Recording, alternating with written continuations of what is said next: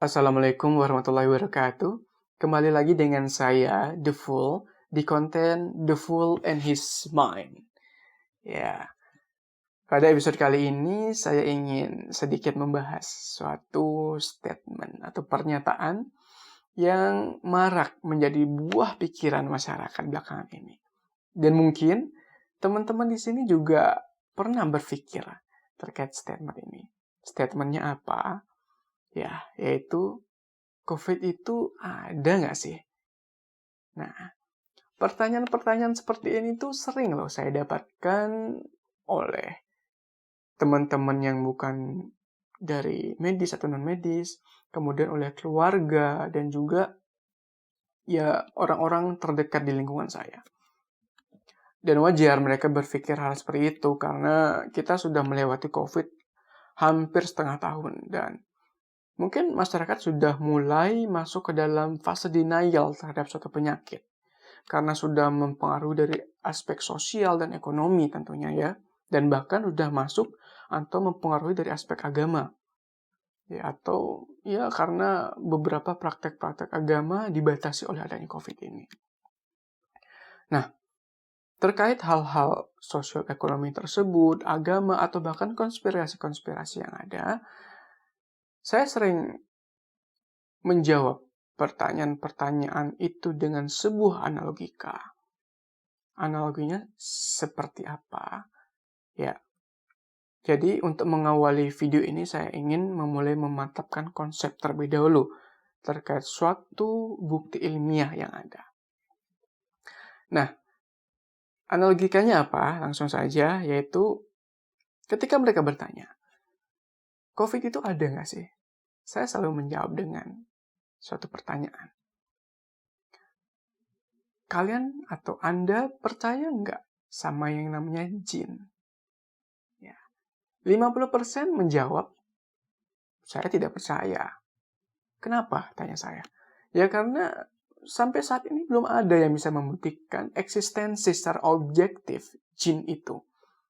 Hanya ada ya bukti secara subjektif melalui orang-orang yang kesurupan atau orang-orang indigo yang mengaku bahwa mereka melihat ada yang namanya jin. Itu adalah bukti subjektif. Saya tidak percaya dengan bukti subjektif. Saya butuhnya bukti objektif yang bisa dilihat oleh semua orang secara langsung. Dan jika bukti tersebut bisa diterapkan berkali-kali, maka saya percaya. Misalnya ya kalau ada jin, difoto lah. Zaman sekarang itu kita semuanya memegang smartphone, dari orang tua sampai anak-anak di bawah umur. Bahkan 5-4 tahun itu sudah memegang smartphone sekarang. Sehingga kalau memang kalian melihat yang namanya jin, ya tinggal difoto aja. Apa susahnya? Oke, itu adalah pendapat yang bagus menurut saya. Karena dia memikirkan suatu bukti yang objektif yang bisa dilihat oleh semua orang. Satunya lagi, sekitar 50% menjawab, ya kami percaya dengan adanya jin. Namun dari 50% ini dibagi lagi. Ada yang menyatakan, setelah saya tanya lagi, kenapa kalian percaya? Ya jin itu aja ada. Buat apa dipertanyakan lagi? Tanpa ada jawaban yang jelas. Namun sebagian mengatakan bahwa ya karena kita sebagai seorang muslim harus percaya akan adanya hal yang gaib seperti yang ada dalam Al-Quran. Misalnya surah Al-Baqarah ayat 4, di mana kita diwajibkan untuk percaya dengan hal gaib seperti malaikat, Allah itu sendiri, dengan takdir, dan dengan adanya jin ini. Dan juga di Al-Quran itu ada satu surah yang dinamai dengan Al-Jin. Oke, pakai al nggak ya? Ya surah jin ya. Ya, di mana di sana bisa dikatakan membahas terkait jin ini. Nah, dari sana mungkin kita bisa menarik suatu kesimpulan, baik yang menjawab tidak percaya dan percaya. Kesimpulannya apa? Kita butuh suatu bukti objektif dan juga literasi untuk mempercayai suatu hal. Oke, sehingga tidak ada yang salah di antara keduanya. Keduanya mempunyai pikiran yang bagus, namun setengah-setengah. Oke. Yang bicara tidak percaya, mereka mempunyai pikiran yang bagus karena membutuhkan suatu bukti objektif, tapi mereka belum melihat suatu sumber yang ada sebelumnya, sedangkan yang mengatakan percaya dengan melihat Al-Quran ya sebagai sumber yang mereka pahami, namun tidak melihat bukti-bukti objektif yang ada di masyarakat kita sekarang atau di zaman kita sekarang. Sehingga dibutuhkan dua bukti ini untuk mengetahui ada tidaknya jin. Namun, ya saya seorang muslim, saya percaya dengan hal yang gaib. Saya memaknai jin itu seperti apa? Ya, jin itu adalah makhluk halus ya. Tapi halusnya ini apa? Halusnya itu dari segi sifat. Kenapa saya mengatakan dari segi sifat? Karena panca indera kita tidak mampu untuk melihat jin itu sendiri. Nah, sehingga dari segi sifat dia tidak bisa melihat, tapi dari segi materialnya kita bisa melihat sebenarnya, sehingga dia mungkin lebih ke arah makhluk kasar yang tidak dapat kita lihat. Karena panca indera kita terbatas, teman-teman. Mata kita hanya bisa melihat makhluk-makhluk yang atau benda-benda yang berada di spektrum cahaya atau benda-benda yang bisa memantulkan cahaya yang berada di spektrum cahaya nampak atau cahaya tampak. Dan pembesaran mata kita ini atau magnification-nya itu nggak besar-besar amat kayak gitu. Akomodasi atau kekuatan mata kita untuk memperbesar suatu objek itu tidak kuat. Sehingga penglihatan kita terbatas. Pendengaran kita juga terbatas. Kita hanya bisa mendengar frekuensi antara 20 sampai 20 ribu Hz. Lebih atau kurang dari itu kita tidak bisa mendengar. Atau penciuman kita juga. Penciuman kita ini tidak setajam anjing, tidak setajam tikus, yang mereka mampu berkali-kali lipat lebih jago dalam menghidu suatu aroma ya, dan juga jauhnya yang luar biasa mereka mampu. Dan mereka bisa membedakan antara bau A dan bau B seperti itu. Sehingga panca indera kita ini yang terbatas. Nah, sehingga jin itu, seperti kita tahu, mereka itu diciptakan dari api. Kita dari tanah. Nah, ini sudah membuktikan bahwa mereka itu makhluk materialistis. Mereka ada wujud fisiknya sebenarnya. Tapi kemungkinan mereka ada di dimensi yang lain, atau ukuran partikelnya tidak mampu dilihat oleh mata kita. Atau oleh ilmu pengetahuan yang berhasil kita dapatkan hingga waktu ini. Kenapa saya mengatakan ilmu pengetahuan yang bisa kita dapatkan sampai saat ini? Karena dulu banyak penyakit-penyakit yang dikatakan sebagai penyakit akibat kemasukan jin. Atau pula penyakit-penyakit yang dikatakan sebagai penyakit kutukan Tuhan. Karena manusia itu tidak bisa melihat penyebab penyakit tersebut. Ya, mungkin kalau ditonjok atau jatuh berdarah, oke, penyebab penyakitnya ya ditonjok atau kepala pecah, tangan terpotong, ditusuk pedang, atau sebagai macam yang mekanisme dapat kita pahami. Namun ada penyakit-penyakit yang tidak bisa dipahami oleh orang-orang zaman dahulu. Penyakit apa itu? Yaitu penyakit akibat infeksi. Infeksi ini disebabkan oleh apa? Infeksi ini disebabkan oleh mikroorganisme atau makhluk hidup yang berukuran mikro.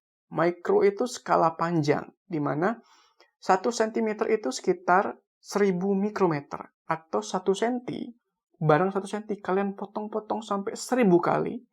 Nah, kalau kalian masih bisa melihatnya, itulah ukuran mikro. Nah, seperti itu teman-teman ya. Sehingga orang-orang zaman dahulu tidak bisa melihat penyakit-penyakit akibat mikroorganisme atau penyakit infeksi seperti itu. Oke.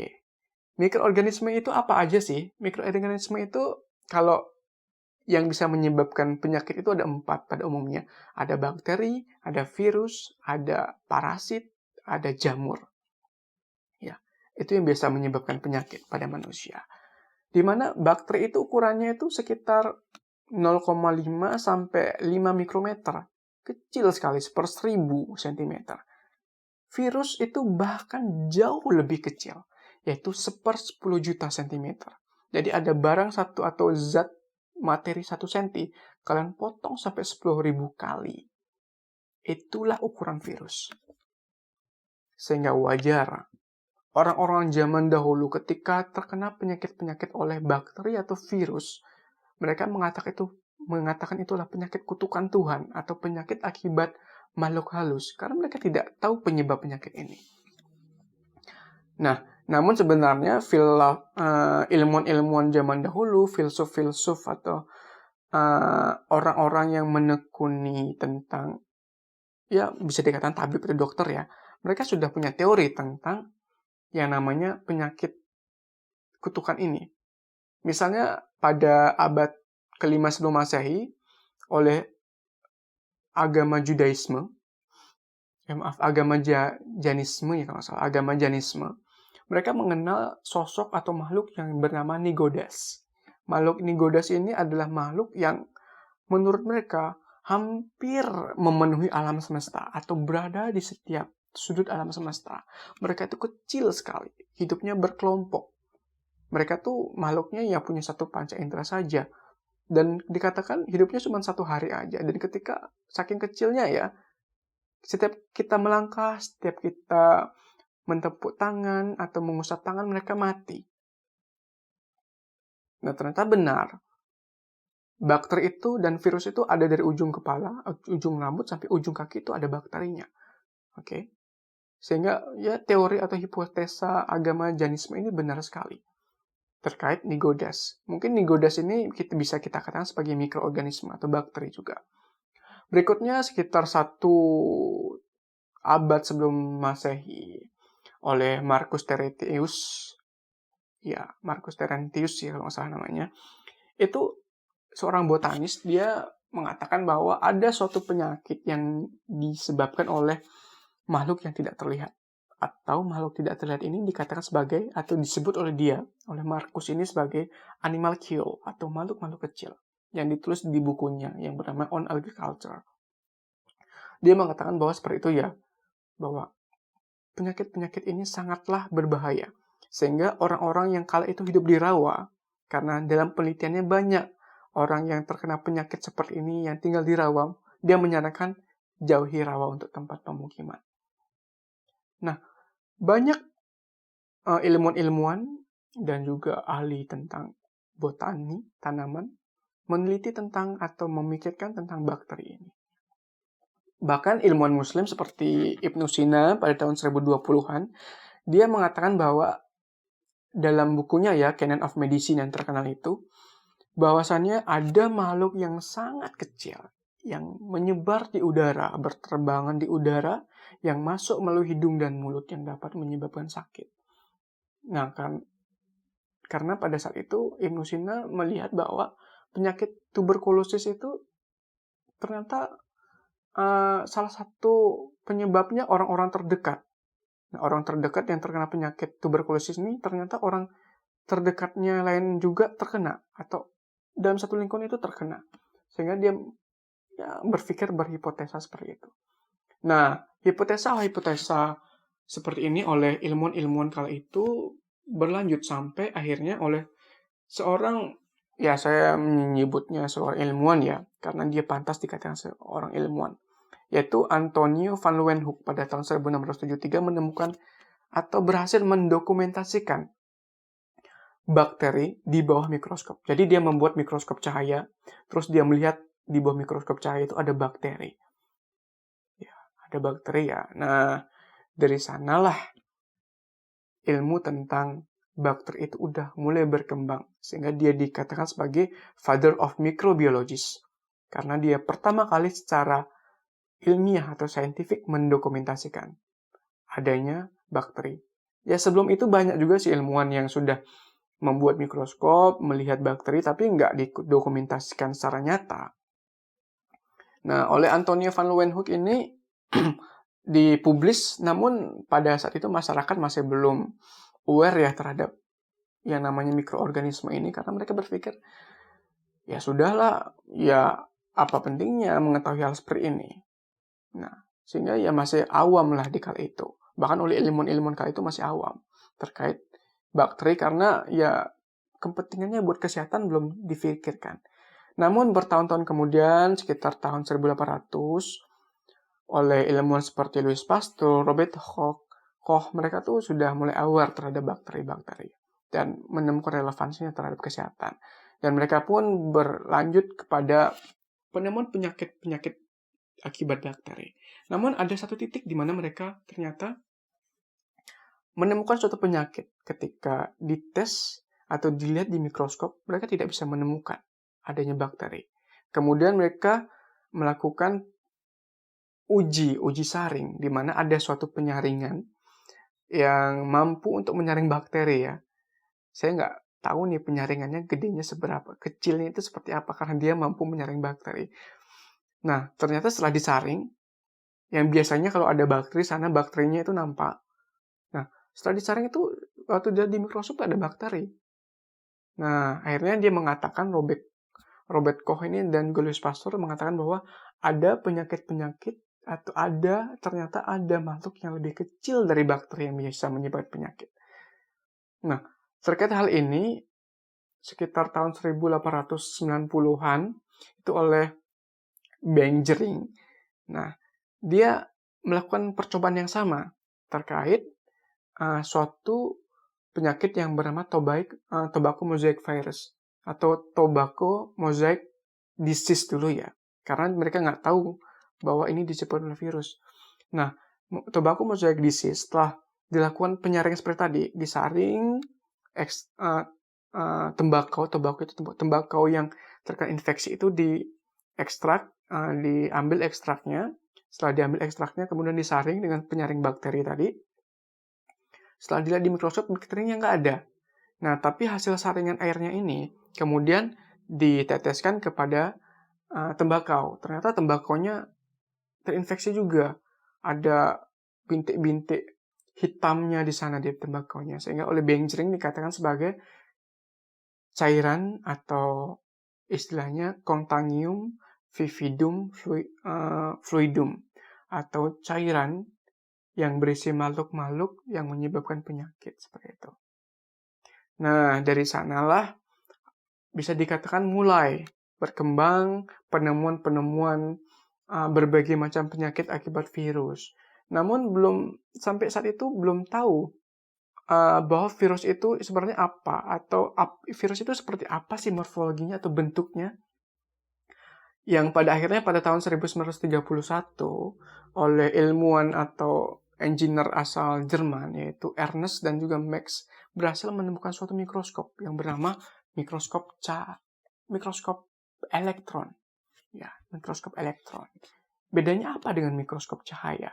Mikroskop cahaya itu hanya mampu melihat atau memperbesar sebanyak 1000 kali kayak gitu, atau hanya mampu memperbesar sejauh ukuran mikro, sehingga bakteri itu ukurannya mikro, ya. Nah, namun virus itu ukurannya nano. Oke.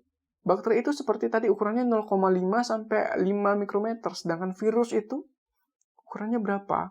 Ukurannya 20 sampai 300 nanometer saja. Sehingga butuh suatu alat yang bisa memperbesar sebanyak 10 juta kali. Nah, dan alat ini sudah ditemukan oleh kedua engineer ini. Ya, namanya mikroskop elektron. Nah, dari sana dokumentasi morfologi tentang virus mampu diamati.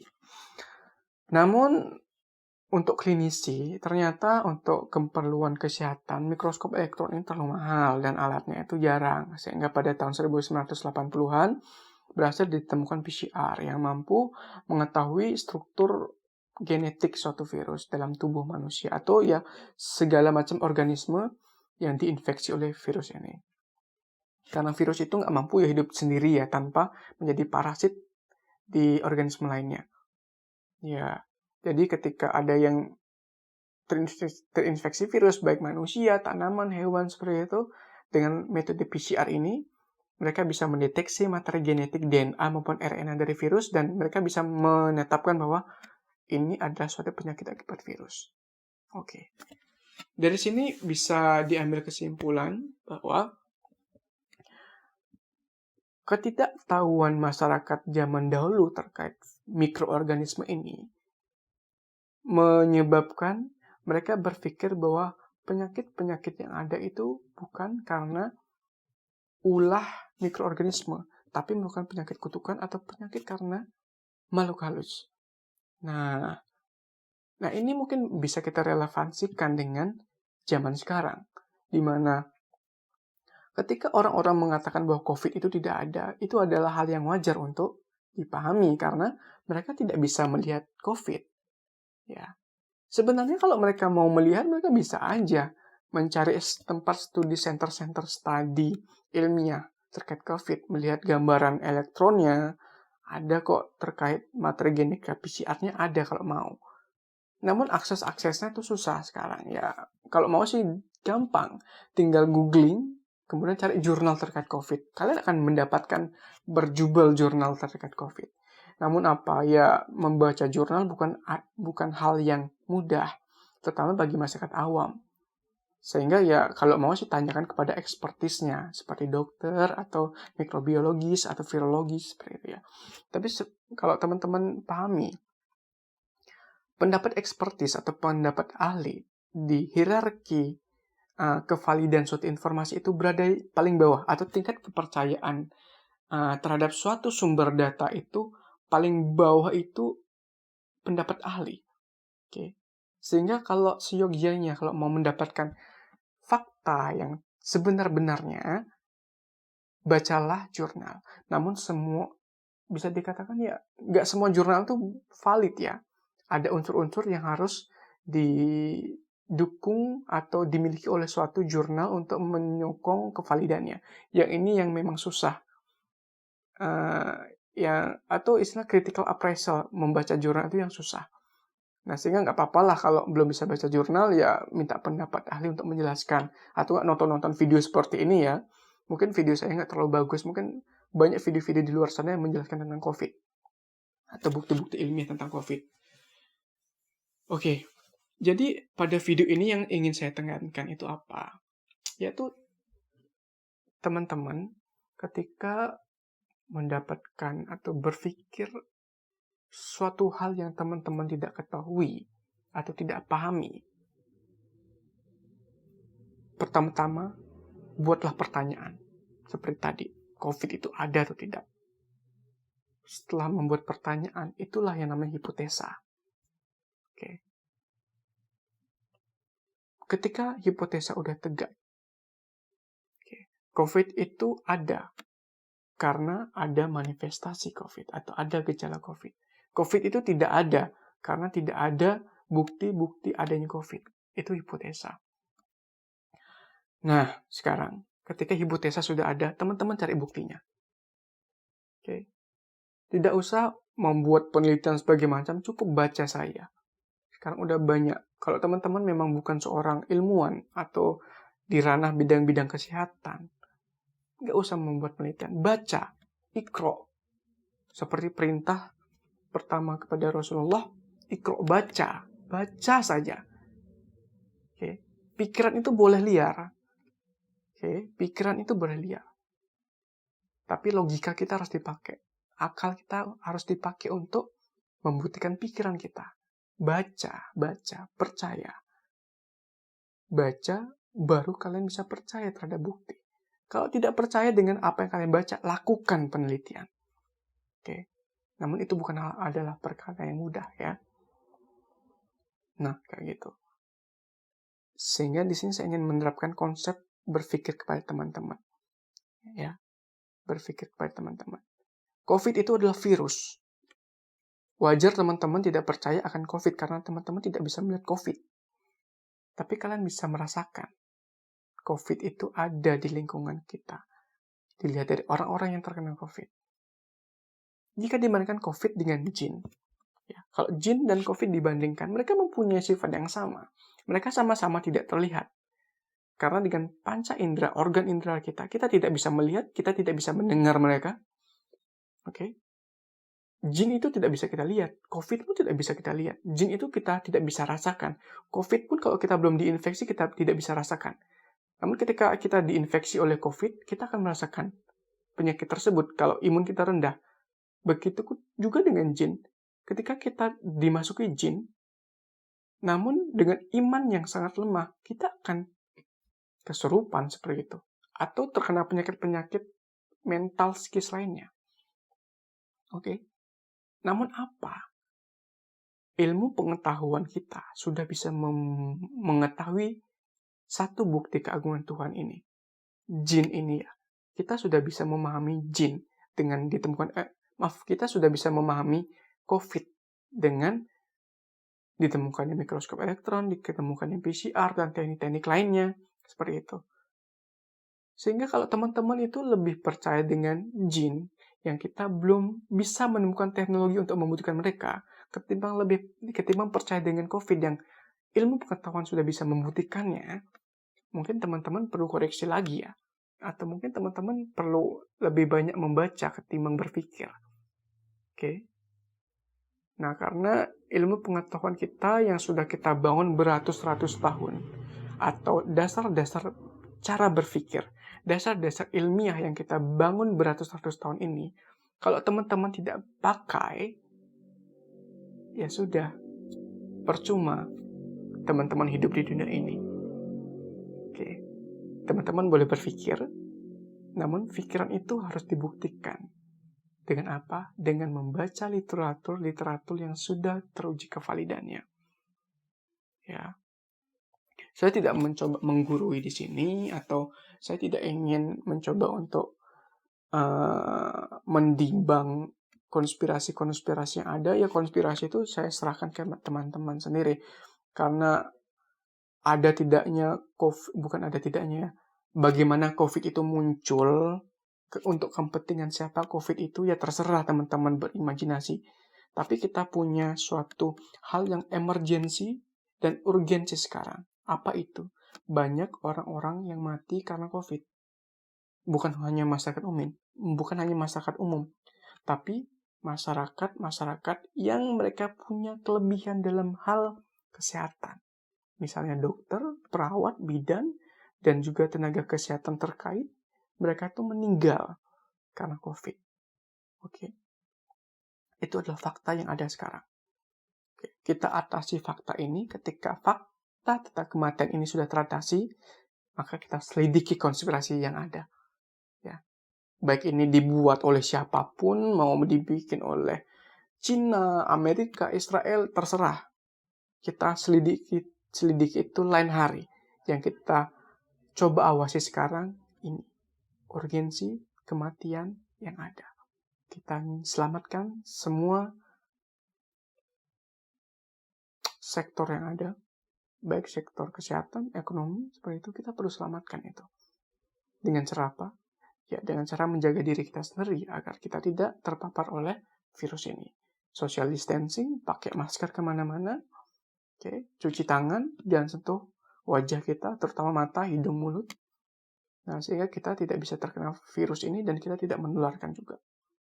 Virus ini akan berdampak besar kepada orang-orang yang memiliki imunitas rendah, usia tua, dan komorbid yang ada. Tapi virus ini akan tidak menyebabkan apa-apa kepada orang-orang yang memiliki imunitas yang tinggi, badan yang bugar, usianya muda. Tapi tidak menutup kemungkinan anak muda juga bisa terkena COVID dan juga bisa mati karena COVID. Karena di sini kita harus berbela-sungkawa karena banyak dokter-dokter muda yang mati karena COVID. Seperti itu. Oke, sekian. Mudah-mudahan teman-teman bisa paham dari video ini. Mungkin agak beribet ya saya jelasinnya ya. Tapi intinya teman-teman harus bisa memahami bahwa COVID itu ada karena dia tidak ada. Maksudnya apa? COVID itu ada. Namun kita tidak bisa melihat COVID itu. Kita bisa melihat dengan bantuan ilmu pengetahuan. Oke, sekian video kali ini. Mudah-mudahan sedikit menjawab dari pemikiran teman-teman. Ya, saya serahkan semuanya kepada teman-teman terkait ya proses-proses berpikir yang mungkin belakangan ini mulai rusak karena efek COVID ini ya. Oke, sekian video kali ini. Mudah-mudahan bermanfaat. Banyak hal yang mungkin saya salah dalam video ini. Misalnya literasi-literasi yang ada, sumber-sumber yang ada. Nanti kalau ada yang salah mungkin bisa dikomentari dan mungkin nanti saya akan koreksi di video-video berikutnya. Oke, saya masih mahasiswa ya, masih perlu banyak belajar. Nah, sekian. Terima kasih. Like kalau suka dan subscribe kalau video ini bermanfaat buat teman-teman dan juga orang-orang yang teman-teman sayangi, di-share. Oke? Terima kasih, sekian video ini. Wassalamualaikum warahmatullahi wabarakatuh. Terakhir kali, ingat, don't let your mind tricks you. See.